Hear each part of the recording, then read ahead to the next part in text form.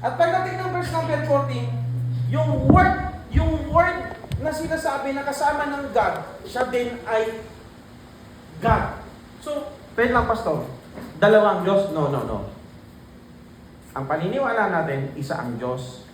Merong persona sa Diyos, ito ang Ama, Anak at Banal na Espiritu. Ang paniniwala natin, bago pa likhain ang buong mundo, bago pa magkaroon ng puno, bago pa magkaroon ng ikaw, si Jesus Christ kasama na ng Diyos Ama. So that is our belief.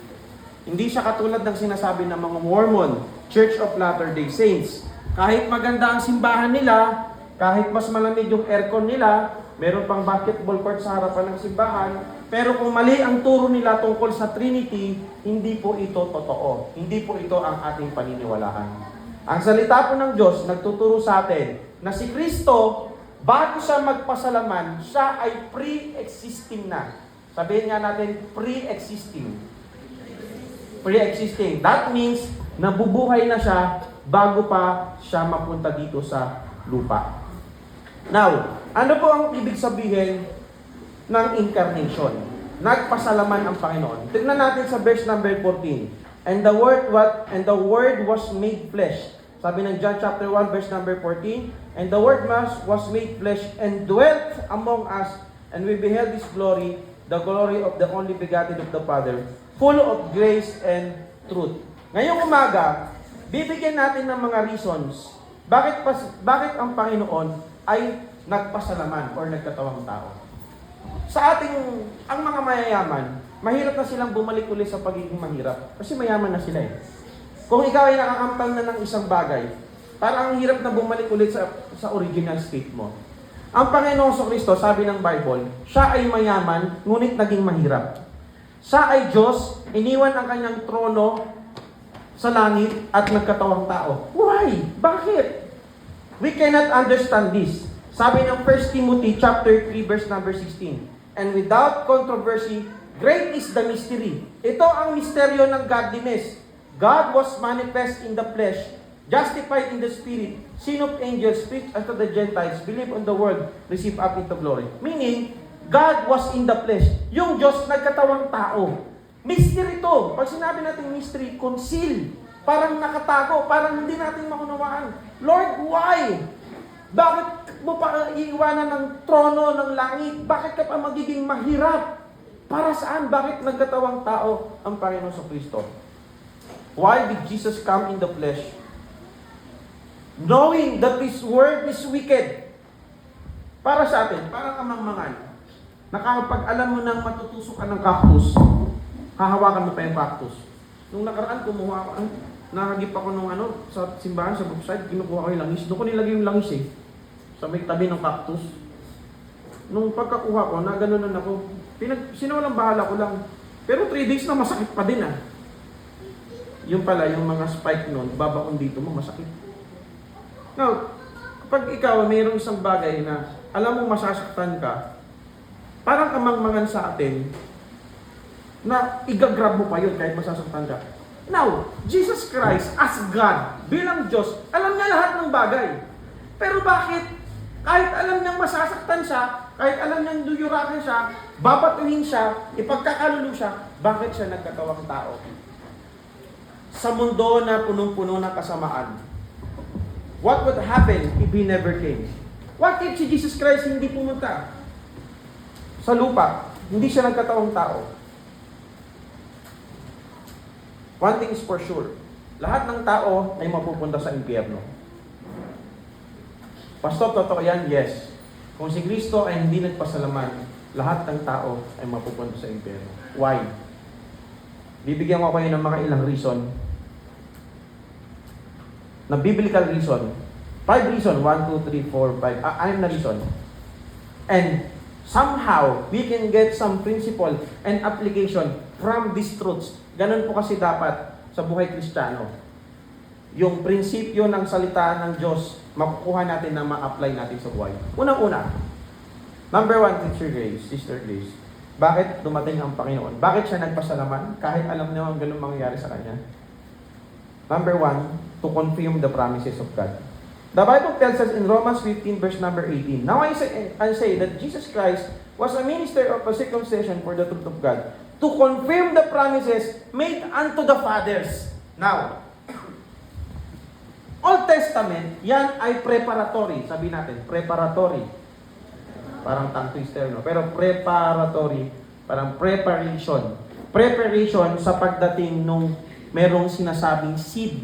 Seed, S-E-E-D, binhe. Merong ipapanganak na magpapalaya sa mga Hudyo at magdadala ng kaligtasan. Ngayon, itong mga Hudyo, ang iniisip nilang kaligtasan na magpaparaya sa kanila mula sa pagkakaalipin. Palagi ko itong inuulit. Tayong mga Pilipino, naiintindihan natin kung ano ang ibig sabihin ng alipin. Sapagkat ilang beses tayo sinakop ng mga Espanyol. 300 plus. Sinakop tayo ng Hapon, sinakop tayo ng mga Amerikano hanggat nagkaroon tayo ng kalayaan. Same. With Jewish mind, sa Hudyong pag-iisip, ang kanilang pag-iisip, dadating ang Mesaya, ang tagapagligtas upang palayain kami mula sa mga mangsusupil, mula sa mga mananakop. Pero hindi nila nakita na ang sinasabi din sa Old Testament na darating na tao na Mesaya na magliligtas sa kanila, hindi lang when it comes to political sense, but also spiritual sense na magliligtas mula sa ating mga kasalanan. Now, nung Old Testament, meron silang templo. Kailangan nilang kumuha ng baka, kailangan nilang kumuha ng mga hayop, pupunta nila doon sa templo. Pag sila ay nagkasala, anumang kasalanan, kailangan nilang kumuha ng kanilang alay, pupunta nila sa templo. Yung priest, i-administer yung alay, ikaw na mag-aalay, ikaw ang papatay sa alay mo. Yung dugo ng alay, dadana, upang yung galit ng Diyos, yung judgment ng Diyos, mapunta doon sa alay, hindi mapunta sa iyo. Nagpapakita yon na merong dadating someone in the future, merong dadating na ganun ang mangyari sa kanila, sa kanya, at ito ang magiging dahilan upang ang ating mga kasalanan ay mapatawad at malinis. I'm blessed every time I'm proclaiming the Lord Jesus Christ, lalo na sa mga students, lalo na po sa atin. Tandaan natin, kailangan natin si Jesus Christ, hindi lang nung dahil tayo ay naligtas na.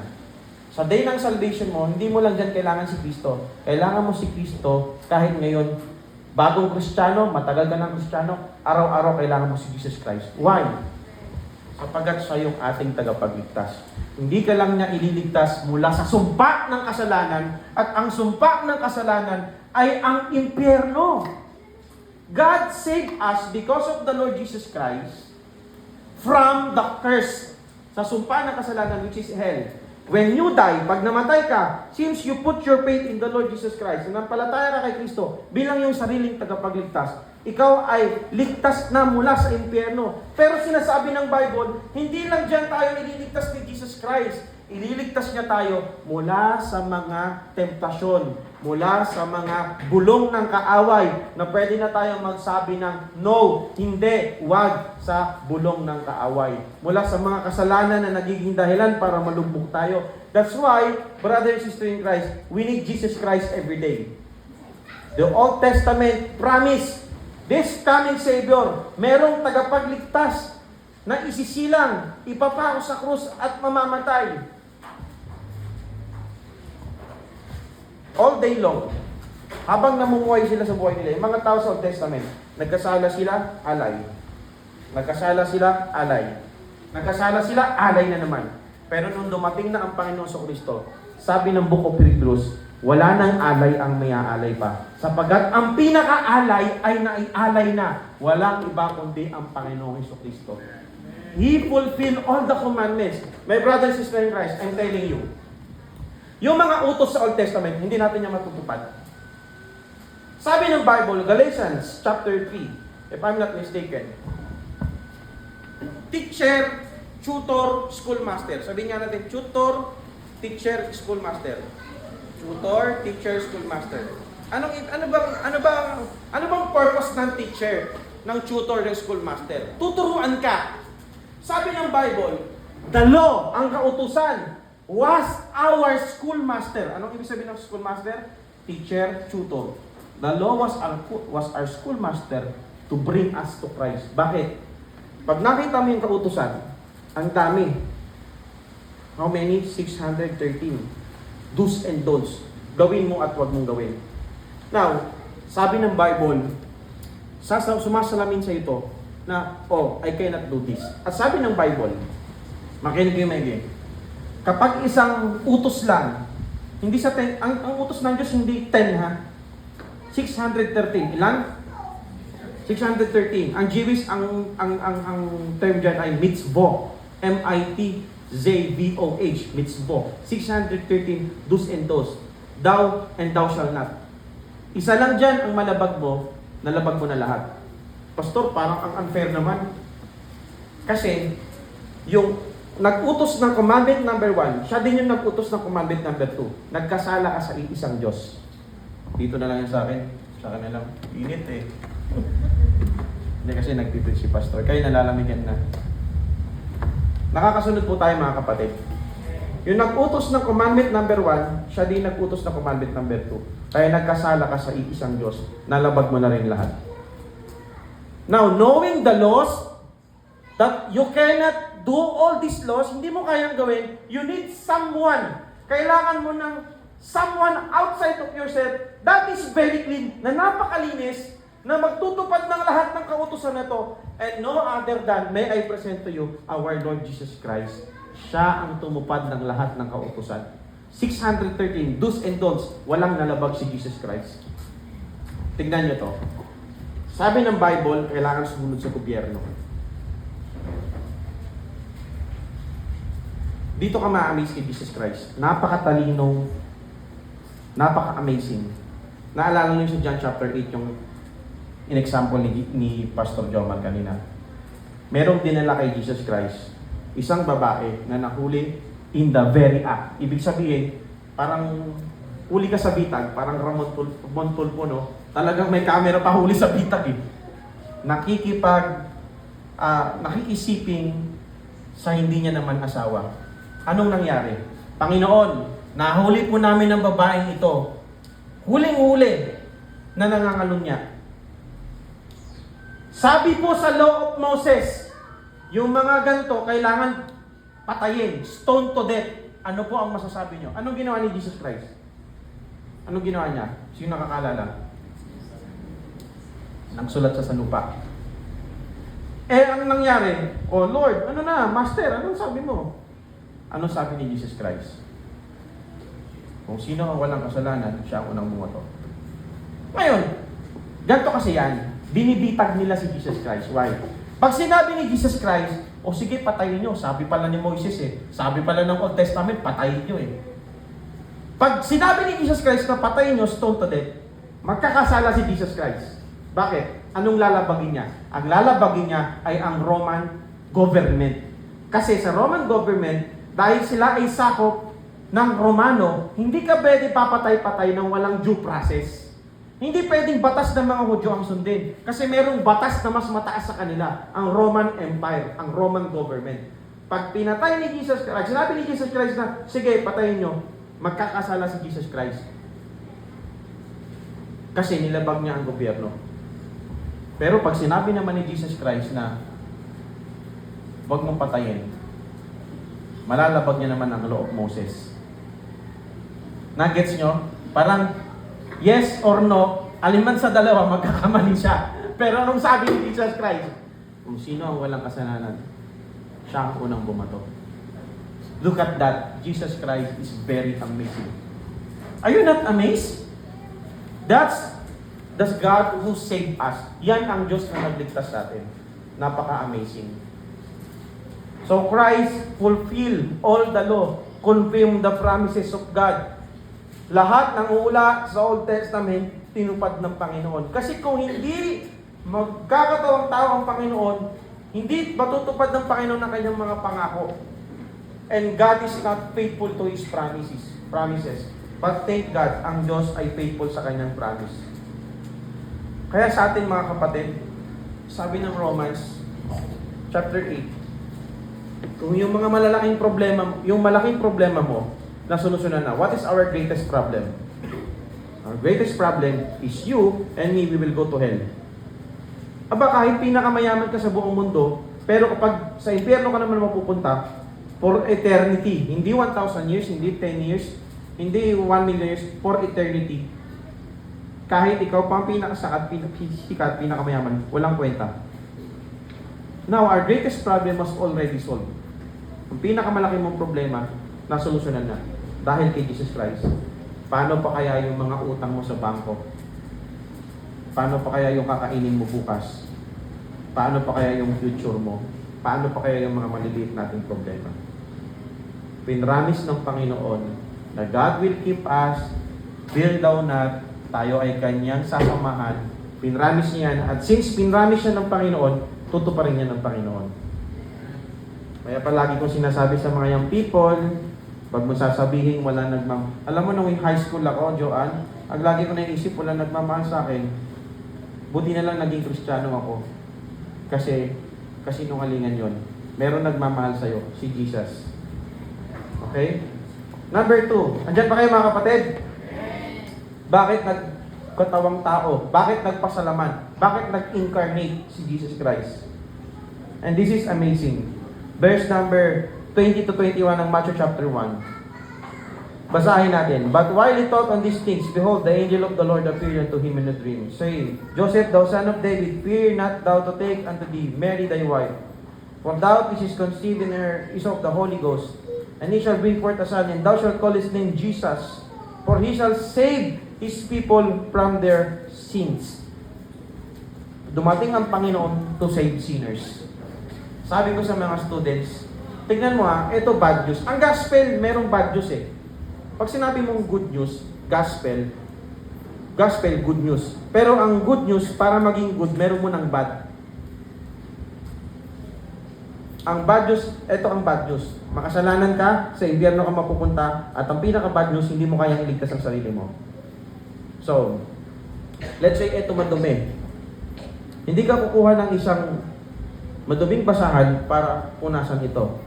Sino lang ang gagawa nun? Mga lalaki siguro. Hindi, ibig sabihin, di ba pag nagkakarwash ka, ano mo na ang unang huhugasan mo? Yung, di ba, carwash boy ako dati. Ang una mo nang huhugasan, yung taas. Hindi yung pamunas mo sa gulong, pupunas mo din sa taas. May grasa na, yun yung magiging messy lang, magiging worst lang. Kung iniisip ng tao, Lord, okay, makasalanan ako, kaya ko naman iligtas ang sarili ko sa mga mabubuting gawa ko. Pero ang mga mabubuting gawain natin, sabi ng Panginoon, ito ay maduming basahan sa kanyang harapan. So hindi pa rin mabuting gawa ang makakaligtas sa atin, sapagkat ito ay filthy rags, maduming basahan lang sa ating Panginoon. The bad news is, we are sinner, and we will go to hell, and we cannot save ourselves. But the good news is this, meron tayong Savior. Mga kapatid, wag mong kalimutan yung day na niligtas ka ng Panginoon. It's like heaven came down and glory filled your soul. Ang dami nating problema, ang dami nating suliranin. Lalo na kapag ikaw ang sasakyan mo, diesel. Yung sa iba, brother pong diesel. Naku!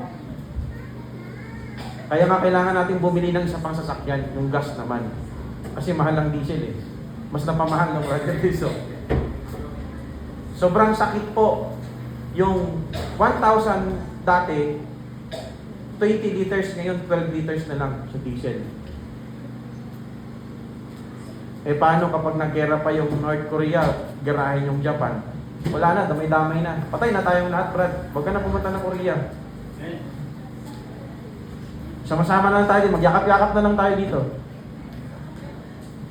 Pero pag magka-World War III man, tamaan yung parang dos mismo, tamaan ng rocket, no?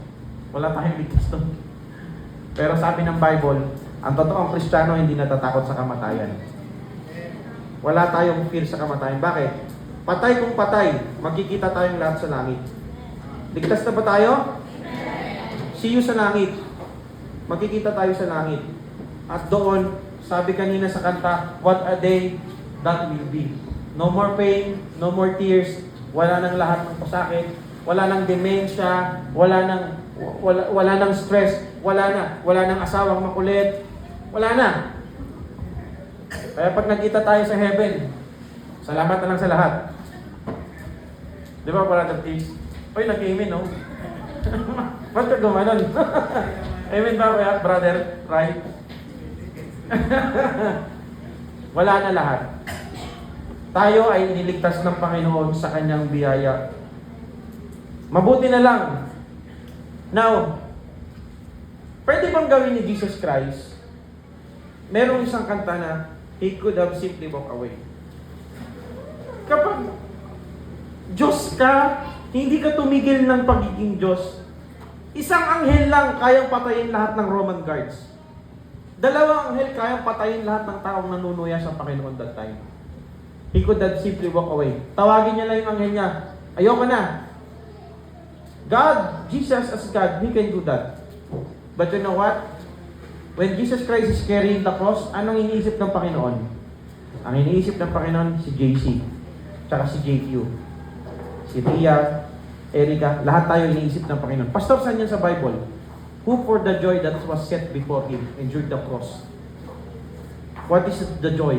That you and me magkakaroon ng kaligtasan. Iniisip ng Panginoon sa Kristo, kung hindi siya mamamatay sa krus ng Kalbaryo, without the shedding of blood, walang pagdonak ng dugo, walang kaligtasan ng mga makakasalanan. So my friend, Christ gave everything for us, to us. What can we give for the Lord?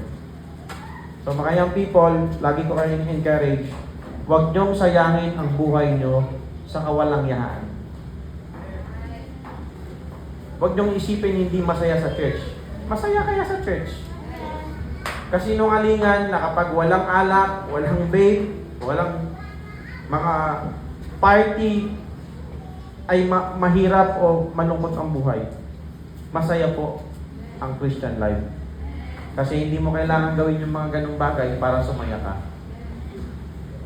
So, sa mga Kristiyano na elder na, at kung nag-agree kayo na masaya ang Christian life, iparinig nyo yung malakas yung amen sa mga young people na to. Amen? Amen. Oh, matanda ka na Ria, ba't ka nag-amen?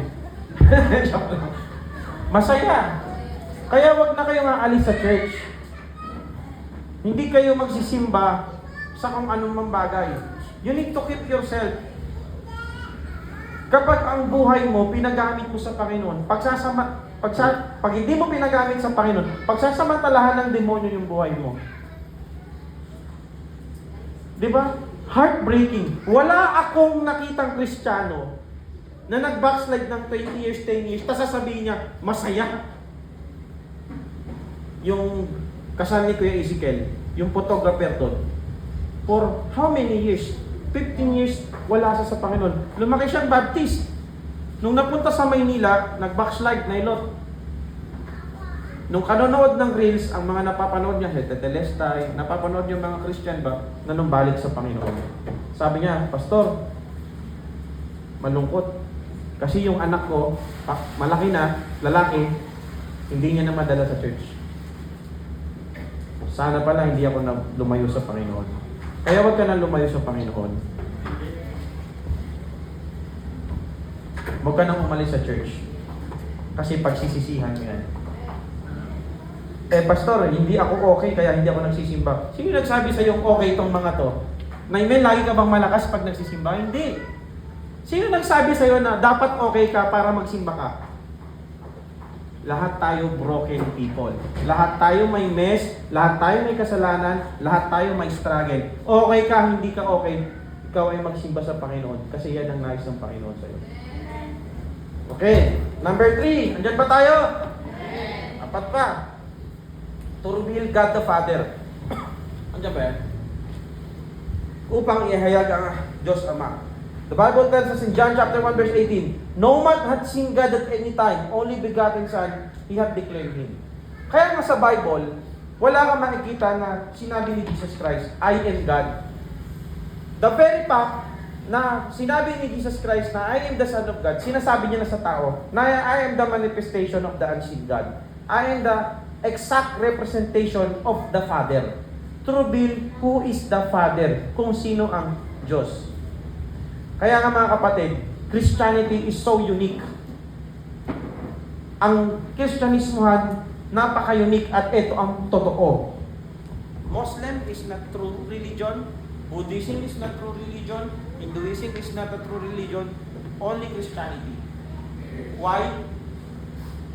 Look at the credibility of the Bible. Lahat ng mga evidences, yung buhay ni Jesus Christ, lahat ng mga sinabi sa Biblia, lahat ng mga bagay na propesiya na sinabi ni Kristo, lahat natutupad. And it reveals who really God is. Why? Kailangan i-reveal ng Diyos ang kanyang sarili. Ano nangyari? Since the creation, nung si Adan at si Eva, nawala sila sa Panginoon, kung ano-ano na ang mga Diyos na gino-Diyos ng mga tao. Genesis chapter 11, anong meron? Tower of Babel. Ano ang meron? Ang mga tao, nagkaisa sila, mapunta sila doon sa pinakataas para sila ay maging Diyos. Ito ang malupit. Hindi lang dahil may sasambahin silang ibang Diyos, kundi gusto na ng tao maging Diyos. Now, God needs to reveal Himself. And He revealed Himself through the person of the Lord Jesus Christ. Kaya kung bakit siya nagpasalaman, kung bakit siya nagkatawang tao. And we have the Bible. Third, ikaapat po. Ito maganda to. Bakit nagpunta ang Panginoon? To become a faithful high priest. Hebrews chapter 2 verse number 17. Wherefore, in all things, it behoved him to be made like unto his brethren, that he might be a merciful and faithful high priest in things pertaining to God, to make reconciliation for the sins of the people. Now, excuse me po. Wait lang po.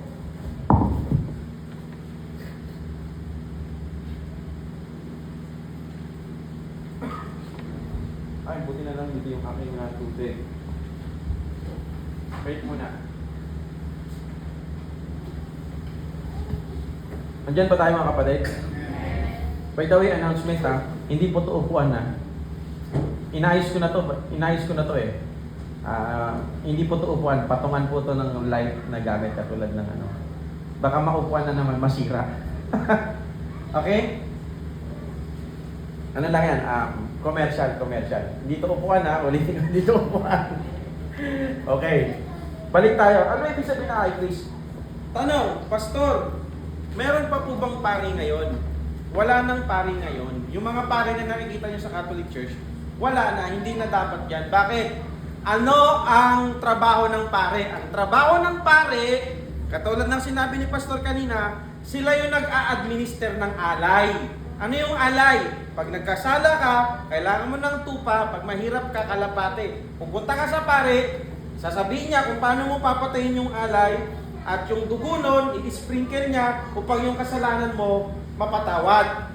Ngayon, wala ng templo. Naalala natin nung si Jesus Christ namatay sa krus. Ano nangyari dun sa tabi ng templo? Nahati. Mula sa taas hanggang pababa. Sabi ng Bible, kasi ang trabaho ng pare tapos na. Wala nang pag-aalay ng alay kasi naalay na ang pinaka-alay. Walang iba kundi si Jesus Christ. Si Jesus Christ na ngayon yung ating high priest. Ang trabaho ng priest, mag-i-reconcile. Nagkasala ako, punta ako sa pare para pagbatiin muli kami ng Diyos. Pero nung namatay si Kristo, wala nang pare, wala nang priest. Sapagat ang pinaka-punong pari natin, si Kristo. Nung namatay siya sa krus ng Kalbaryo, siya ang naging dahilan upang magkaroon tayo ulit ng access sa Diyos. Noon, wala tayong access sa Diyos, kaya kailangan natin ng priest. But now, we have access to the Father, and we can say, Abba, Father. Siya yung ating priest. Ngayon, sino na dito? Di ba lahat naman tayo dito, Catholic. Bukod ka. Sister Jean, bata ka pa lang ba, baptist ka na? O naging Catholic ka din? Oo nga pala. Pastor Papa mo. So, karamihan sa atin, naging Katoliko. Tama. Naranasan nyo yung kumpil tsaka kumpisan. Anong ginagawa sa ganun? Kino-confess mo yung kasalanan mo. Pag kinonfess mo yung kasalanan mo, Father, nagkasala po ako. Anong kasalanan mo, anak? Ako po ay nagnakaw ng tali. Ganun ba? O sige. Aba, Ginoong Maria, 3. Kaso, Father, ito ni Pastor Lino, di ba?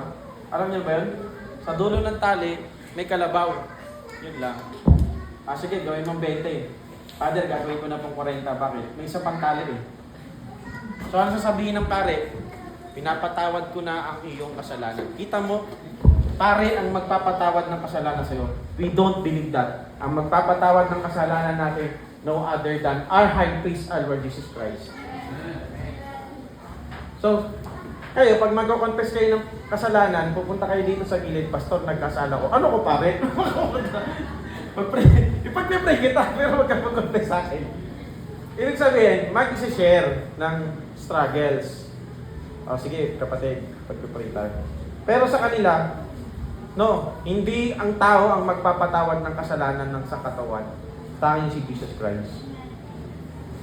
Second to the last. Andyan pa tayo mga kapatid?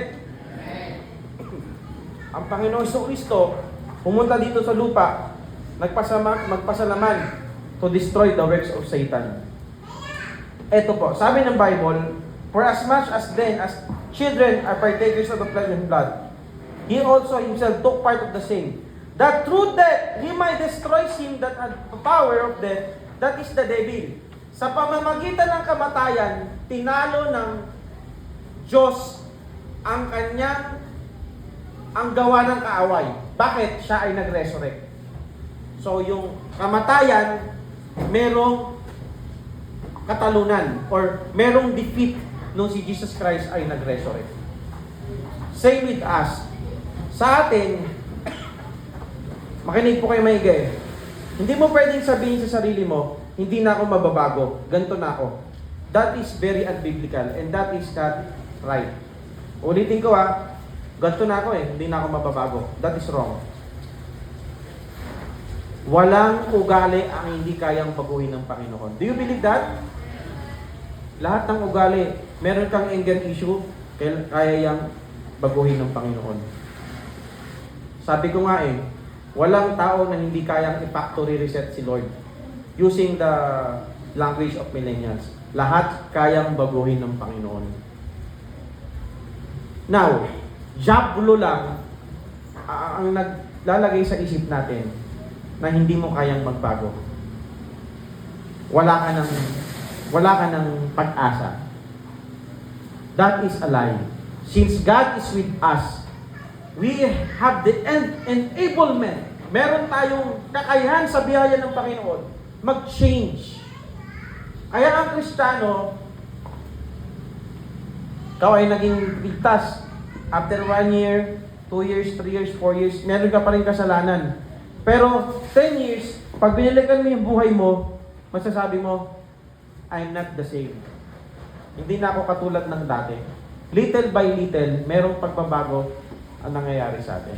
Hindi na ikaw yung dating Gerald, hindi na yung dating Brian na ayaw sa Panginoon, ayaw sa pag-church. Kaya nga mga kapatid, yung mga bagong mga Christians, wag natin silang i-judge.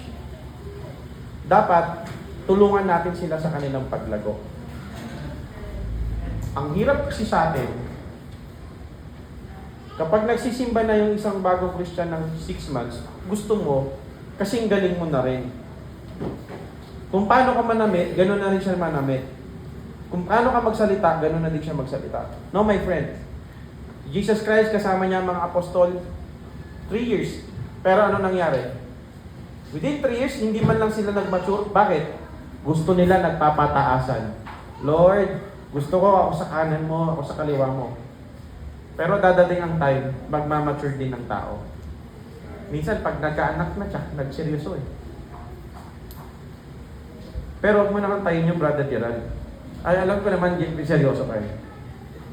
Magseryoso tayo sa Panginoon.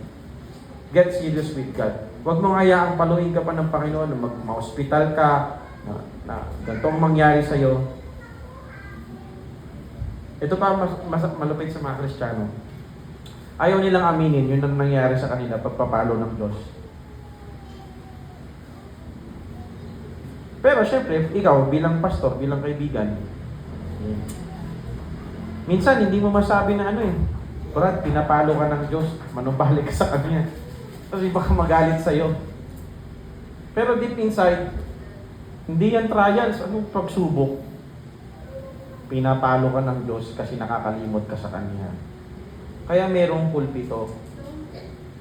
na nang magpapaalala sa atin na baka naman yung nangyayari sa'yo, hindi pagsubok, baka pagpapalo. Kasi pag mahal ka ng Diyos, papaluin ka ng Diyos. Pag mahal mo ang anak mo, kailangan i-correct mo siya. So is that trials? Or pagpapalo ng Panginoon? Now, Christ came to destroy the works of Satan. At huwag tayong maniniwala sa bulong ng Diablo. Huwag tayong maniniwala sa sinasabi sa atin ni Satan na kilala kita. Ba? Tirso, kilala kita. Dapat kausapin mo din, hindi naman kita kilala. Oo, kasalanan. May kasalanan ako, pero lahat ng kasalanan natin, binayaran na ni Lord sa krus ng Kalbaryo. Alam nyo ba si Satan sa heaven, pag nasa langit siya, nasabihin niya, oh Lord, tignan mo si Deho, yan na naman, no? Pasaway na naman sa lolo, hindi na naman naghuhugas ng plato. Oh Lord, si Brother Ray, naaway na naman si Sister Kay, joke lang yun, ha? Di man, no? Pero alam mo ang Panginoon, kung si Satan, accuser of the brethren, laging nagsasabi si Satan na kung ano yung kasalanan natin. Ang Panginoon sa Kristo, lagi niyang tinuturo yung kanyang dugo. Lagi niyang tinuturo na lahat ng kasalanan niyan, pinatawad ko na. Kaya mga kapatid, nagigiran na, hindi pa tayo nagre-revive. Pagbalik to sa Panginoon kasi baka mag-rapture na mamaya. Amen! Nagbibigay na nga ng sa isang Panginoon. Last week, nag-preach si Pastor, bawat panahon, laging magbibigay si Lord ng reason na maniwala tayo na malapit na ang katapusan. Tapos di pa tayo nanunumbalik kay Lord. Gumising na tayo, Christians.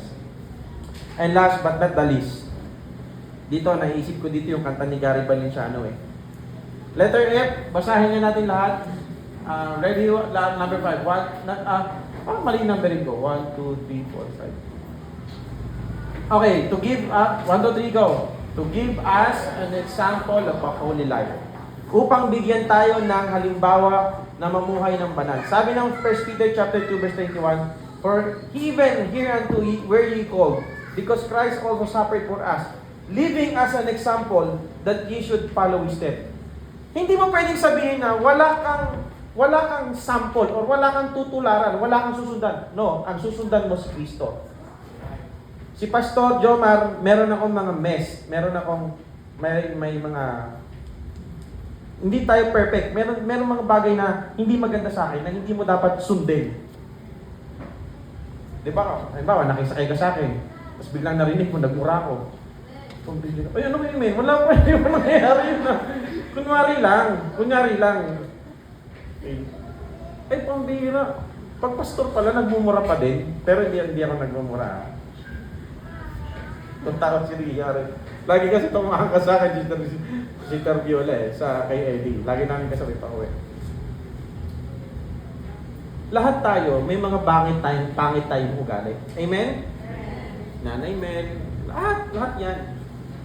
Pero dapat hindi natin yung tutularan. Tutularan natin yung maganda sa kanila.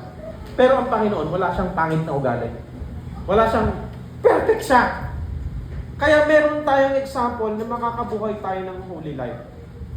Ano sabi ng yung kanta ni We Are the Reason. Alam niyo yung kantang yun, right? Kantahin nga natin.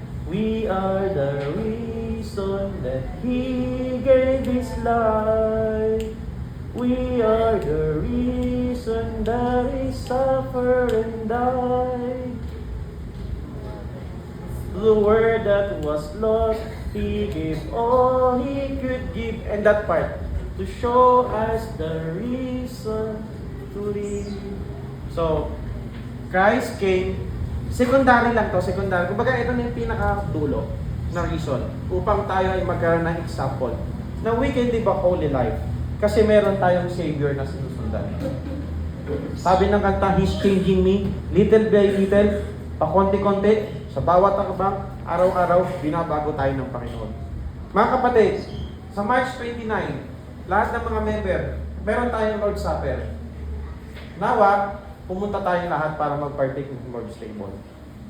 At dito na yung magandang time para alalahanin natin kung ano yung ginawa. Bakit si Jesus Christ nag-incarnate? Bakit siya pumarito upang iligtas tayo? At pagpapaalala na, every time na aalala natin yung ginawa sa atin ng Panginoon at titignan natin yung sarili natin, kung ano yung ginawa natin sa Kanya, masasabi natin, Lord, wala pa akong nagawa para sa iyo. Kaya, huwag tayong manunumbat sa mga ginagawa natin para sa church. Pastor ha, naghugas na ako ng plato. Huwag mo na akong pagwalisin. Bad yun ha, mali yun. Pastor, nagwalis na ako, huwag mo na akong utusan. Hindi natin pwedeng sumbat lahat ng ginagawa natin para kay Lord. Kasi we cannot outlove, we cannot outgive God. Hindi natin mapapantayan lahat ng mga bagay na ginawa sa atin ng Panginoon. Tayo po ito lahat, tayo manalangin. Father in heaven, we thank you for this moment. Salamat po sa pagkakataon na muli po kami napalalahanan why Christ came.